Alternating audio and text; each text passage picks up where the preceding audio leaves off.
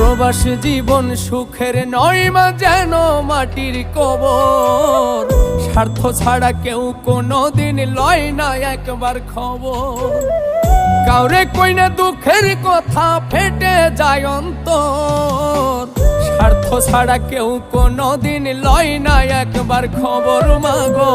স্বার্থ ছাড়া কেউ কোনোদিন লয় না আমার খবর।